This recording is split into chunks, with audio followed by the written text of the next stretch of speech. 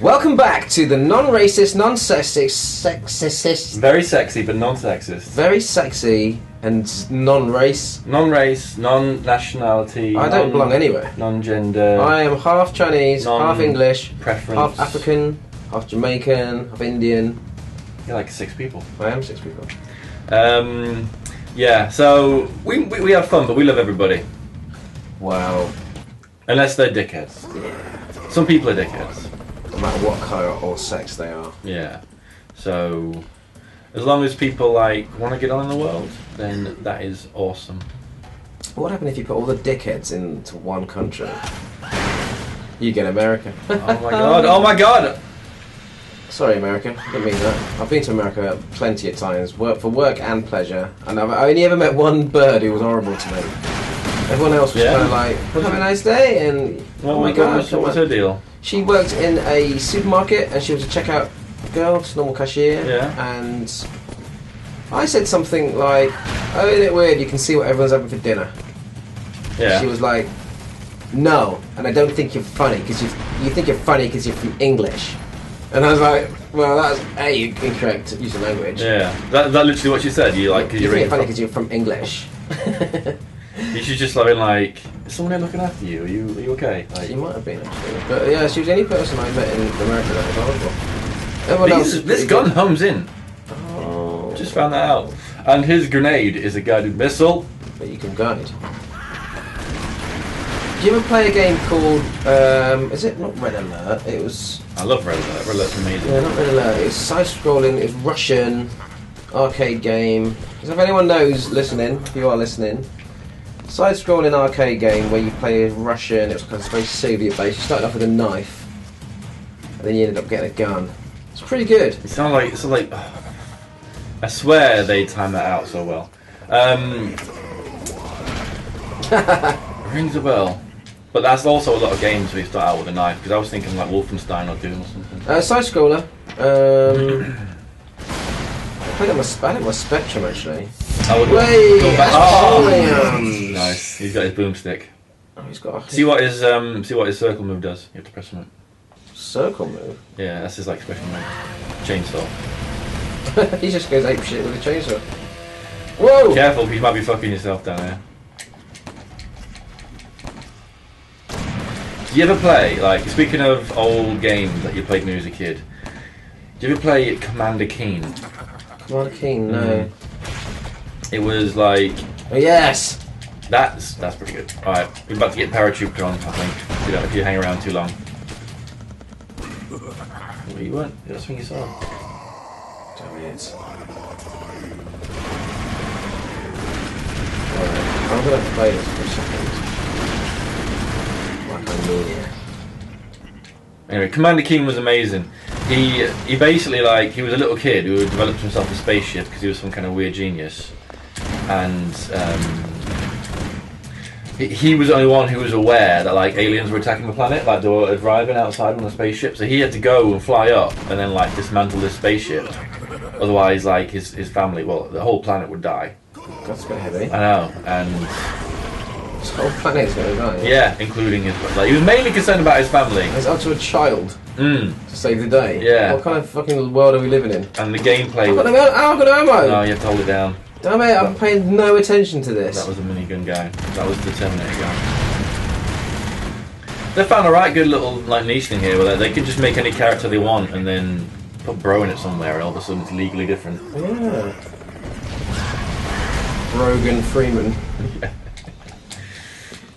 I want to kill you. Did you play the bad guy Morgan Freeman? I mean, Schindler's List. What was on that one? No, it can't be. Shawshank Redemption. I know this shit sounding. He's not a bad guy in Shawshank Redemption. Yeah, he is. He's a criminal. Well, okay, I suppose. He did some bad shit. Is that ever discussed what he did? He says, Andy, I bummed a moose in a zoo. In Canada. Don't take kindly to that kind of thing in Canada. Everybody was watching me bum the moose. The moose don't like being bummed, Andy. Andy Dufresne. Didn't like me bumming a moose. I'm the kind of guy who can get you things. He is. He's Like moose. like moose powder. Like a moose harness that you can use to not get thrown off a moose. Do you know how he does it? What, bum moose? Yeah. How? Like bumming a moose. I was going to say something interesting then, but I got caught up in it. That's fine. Death match. That's fine. I think the word bumming is very British, and people will just enjoy that if they're not British. Yeah. Or the fact that you're saying bumming. Bumming, man. Like, yeah, because someone say, "Oh man, I'm bummed." They I'm do so say bummed. that. Or you are a bum. I'm so bummed. You're bummed. You're a bum. You're a You're a bum. So what do you mean I'm a bum? I'm a comfortable shitting, and sitting and touching unit. I like bums. I like bums. Are you a bum man or a tit man? I mean, not that we're sexist or anything.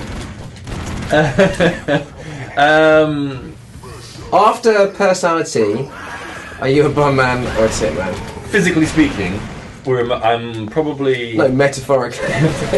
Metaphysically speaking, it's a tough one. It's a tough one.